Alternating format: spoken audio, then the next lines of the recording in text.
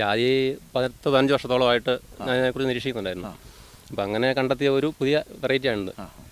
ഇതിൻ്റെ പ്രത്യേകത എന്ന് പറഞ്ഞാൽ ഏകദേശം 5.5-6 ഗ്രാമോളം തൂക്കമുള്ള പത്രി, പിന്നെ 55 കായ്ക്ക് 1 കിലോ ഉണക്ക കാ കിട്ടും. 1 കിലോ കണക്കാ കിട്ടും.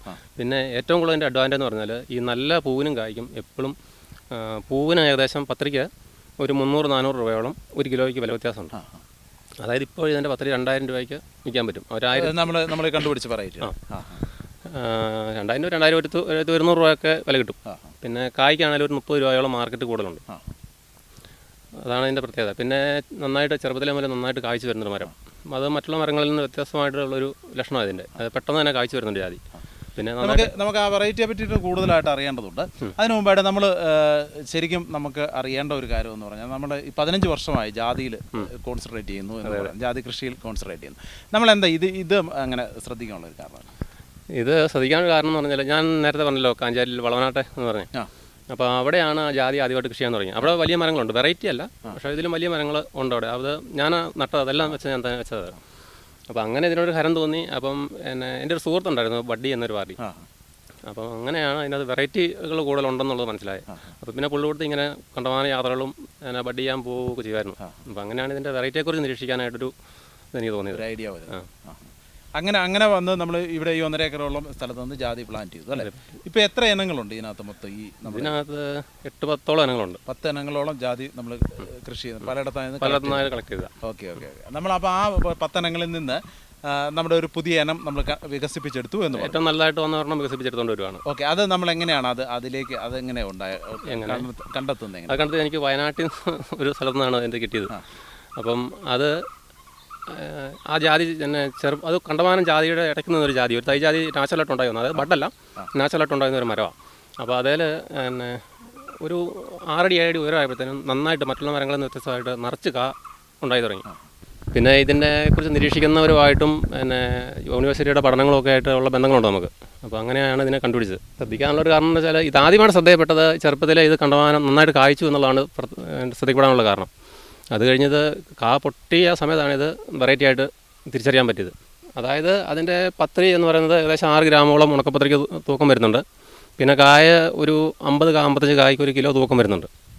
പിന്നെ ചെറുപ്പത്തിൽ തന്നെ കായ്ച്ചു തുടങ്ങുന്നുണ്ട്, എണ്ണം കൂടുതലായിട്ട് ഉണ്ടാകുന്നുണ്ട്. ഒക്കെ അതിൻ്റെ പ്രത്യേകതകൾ. അതിൻ്റെ ജാതിക്ക് പൊതുവേ ഒരു സ്വഭാവം എന്ന് പറഞ്ഞാൽ ഇതിൻ്റെ ഷേപ്പ് ഏകദേശം ഒരു ക്രോണിക്കൽ ഷേപ്പിലാണ് ജാതി വളർന്നു വരുന്നത്. അപ്പോൾ അതിന് വെയിലിൻ്റെ ശല്യങ്ങൾ കുറഞ്ഞു കിട്ടും. അങ്ങനെയൊക്കെ നല്ല ഷേപ്പുണ്ട്. പിന്നെ ആവറേജ് വലിപ്പമുള്ള ഇലകളേ ഉള്ളൂ, ഒത്തിരി വലിപ്പം കൂടി ഇലയല്ല. അങ്ങനെയൊക്കെയുള്ള പ്രത്യേകതകളുണ്ട്. ശരിക്കും ഈ തളുപ്പിനാണല്ലോ പൂ വരുന്നത്. അപ്പോൾ വലിപ്പമുള്ള ഇല വരുമ്പോഴത്തേനും അതിന് ഇവിടെ അകലം കൂടുതലായിരിക്കും. അപ്പോൾ ഓട്ടോമാറ്റിക്കായിട്ട് അതിൻ്റെ എണ്ണം, കായയുടെ നമ്പർ കുറവായിരിക്കും. ചെറിയ ഇലകളാണെങ്കിൽ അടുത്തടുത്ത ഇലകളുണ്ടാകും. അതിൻ്റെ ഈ ഇലയുടെ കണ്ണിക്ക് അതോടെയാണ് ഇതിൻ്റെ പൂ വരുന്നത്. അപ്പോൾ അത് എണ്ണം കൂടുതൽ കിട്ടാനുള്ള ഒരു കാരണമാണ്. ഇത് നമ്മുടെ സാധാരണ ജാതികൾ 3 ഗ്രാം, 3.5 ഗ്രാം, 4 ഗ്രാം ഒക്കെയാണ് ഒരു പത്രിക്ക് തൂക്കം കിട്ടുന്നത്.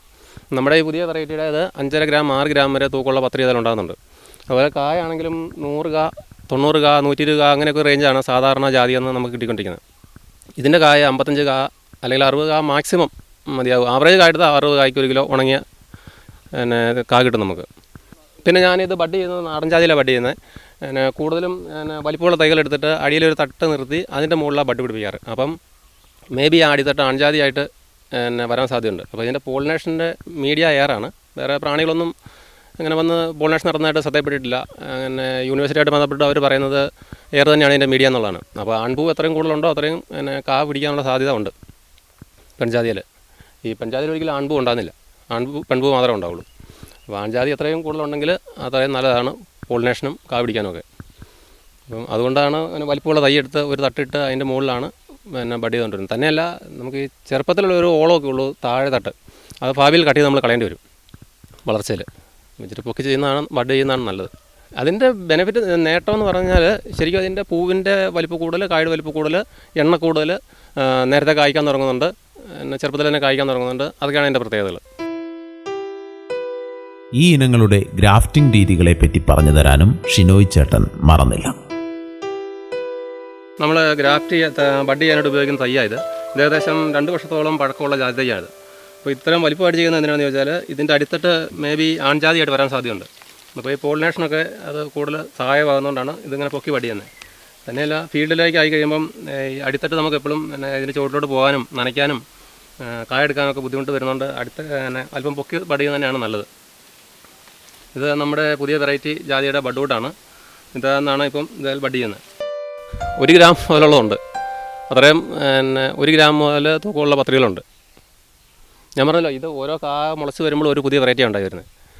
അപ്പം ഒരു 120-130 കായ്ക്കൊക്കെ 1 കിലോ കിട്ടുന്ന വനങ്ങളാണ് കൂടുതലുള്ളത്.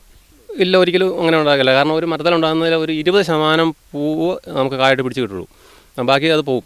കാരണം അത്രയും ഉണ്ടാകുന്ന പൂ പിടിക്കാനുള്ള ശേഷി ഒരു മരത്തിനും ഉണ്ടാവില്ല. അല്ലെങ്കിൽ അത് ഒത്തിരി കൂടുതലായിട്ട് കാ പിടിച്ച് കഴിയുമ്പം ഇതിൻ്റെ വെറൈറ്റി കുറവ് വരുന്നുണ്ട്. അപ്പോൾ ഒരു ആവറേജിന് മുകളിൽ ഒരു മരത്തെ കാ പിടിക്കുകയും മരത്തിന് ആരോഗ്യം ഉണ്ടായിരിക്കുകയും ചെയ്യുന്നതാണ് നമുക്കത് വെറൈറ്റി ആയിട്ട് കിട്ടുന്നത്. ഞാൻ പറഞ്ഞല്ലോ, ഇതിൻ്റെ പൂവിനും കായ്ക്കുള്ളൊരു വില വ്യത്യാസം മാർക്കില്ല ഞാൻ പറഞ്ഞല്ലോ. അത് വെറൈറ്റി ആയിട്ട് കിട്ടിയാലേ നമുക്ക് കിട്ടുള്ളൂ. നമ്മൾ ബഡ് തൈകൾ വെക്കാൻ ശ്രദ്ധിക്കുക കൂടുതലും. അപ്പോൾ അതേ നമുക്ക് അത് ഉറപ്പായിട്ടും വെറൈറ്റി ആയിരിക്കും നേരം. പിന്നെ ഏകദേശം ഒരു 28 അടി 30 അടിയോളം അകലം ജാതികൾ തമ്മിൽ കൊടുക്കേണ്ടതുണ്ട്. നടുന്ന സമയത്ത് ശ്രദ്ധിക്കേണ്ട കാര്യങ്ങളാണ് ഇതൊക്കെ. പിന്നെ വെള്ളം എന്ന് പറയുന്നത് അത്യാവശ്യമുള്ളൊരു സാധനമാണ് ജാതിക്ക്. ഏകദേശം 2 അടി വ്യാസവും ഒരു 2 അടിയോളം താഴ്ചയുള്ള കുഴികൾ എടുത്താൽ മതിയാവും. അതിനുശേഷം അത് നല്ല കാലിവെള്ളം ഒക്കെ ഇട്ട് മൂടി തൈ വെക്കാം.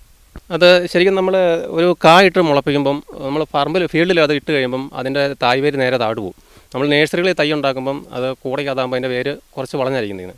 അപ്പോൾ ഏകദേശം ഒരു 1/2 അടിയോളം മണ്ണിൽ നിന്ന് താത്തി നടുന്ന സമയത്ത് വെച്ചിട്ട് ഗ്രാജുവലായിട്ട് പതിയെ അത് പൊക്കി മണ്ണിൻ്റെ ലെവലാക്കുന്നത് നല്ലത്. തൈ മറിഞ്ഞു പോകാതിരിക്കാനും വളർച്ചയിൽ മറിഞ്ഞു പോകാതിരിക്കാനും ഒക്കെ കുറച്ച് താത്ത് വെച്ചിട്ട് പതിയെ അത് ലെവലാക്കി എടുക്കണം. ഒറ്റയടിക്ക് മണ്ണിട്ട് ലെവലാക്കല്. അപ്പോൾ ഇതിൻ്റെ വേരെന്ന് പറഞ്ഞാൽ കാപ്പിയുടെ വേര് പോലെ നാടൻ ജാതിയുടെ വേര് പൊങ്ങി വന്നുകൊണ്ടിരിക്കും മണ്ണിന് മുകളിലേക്ക്. ഒരു 1/2 അടിയോളം താത്ത് വെക്കുന്നതാണ് നല്ലത്. ജാതി പഴക്കമുള്ള കൃഷിക്കാരൊക്കെ കാട്ടുജാതി ഉപേക്ഷിച്ചുകൊണ്ടിരിക്കുക. കാരണം ഇത് മുമ്പോട്ട് വെറൈറ്റിയിൽ കുറവും എണ്ണത്തിൽ കുറവും വരുന്നുണ്ട്. പിന്നെ കാട്ടുജാതിയുടെ ബഡ് യൂണിറ്റ് എപ്പോഴും വീർത്ത് നിൽക്കും. കാരണം അതിന് ഒരു കാട്ടുവൃക്ഷമാണുള്ളത്. അപ്പോൾ അതിൻ്റെ ബഡ് യൂണിറ്റ് വീർത്ത് നിന്നിട്ട് പൊട്ടിക്കീറി അങ്ങനെയുള്ള പ്രശ്നങ്ങൾ കാണുന്നുണ്ട്. നാടൻ ജാതി ആകുമ്പോൾ അങ്ങനത്തെ പ്രശ്നമില്ല. യൂണിറ്റ് നമുക്ക് തിരിച്ചറിയാൻ പറ്റാത്തവണ്ണം ഇതുമായിട്ട് ചേർന്ന് പോകും. 3-4 വർഷം മുതൽ കായ്ച്ചു തുടങ്ങുന്ന ജാതികളുണ്ട്, 2-ാം വർഷം മുതൽ കായ്ക്കുന്നുണ്ട്. പിന്നെ ബഡ് ജാതി ആകുമ്പം ഏകദേശം 3-ാം വർഷം 4-ാം വർഷം മുതൽ എല്ലാ ഇനങ്ങളും കായ്ച്ചു തുടങ്ങും. സീഡോമോൺസ് എന്ന് പറയുന്ന കുമിൾനാശിനി അടിച്ചു കൊടുക്കുന്നത് നല്ലതാണ്. ഈ മഴ കൊണ്ടുള്ള ഇലയ്ക്കുണ്ടാകുന്ന രോഗങ്ങളൊക്കെ കുറച്ച് മാറിക്കിട്ടും.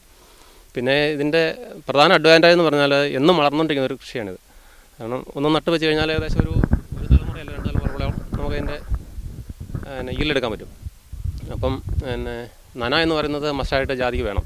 ഇല്ലെങ്കിൽ വേനലാകുമ്പോഴത്തേനും ചുള്ളിച്ച് പൊട്ടി താഴെ വീണ് പോകും, മരത്തിന് ക്ഷീണം ഉണ്ടാവും. നനയ്ക്കാനുള്ള സംവിധാനം മസ്റ്റായിട്ട് വേണം ജാതിക്ക്.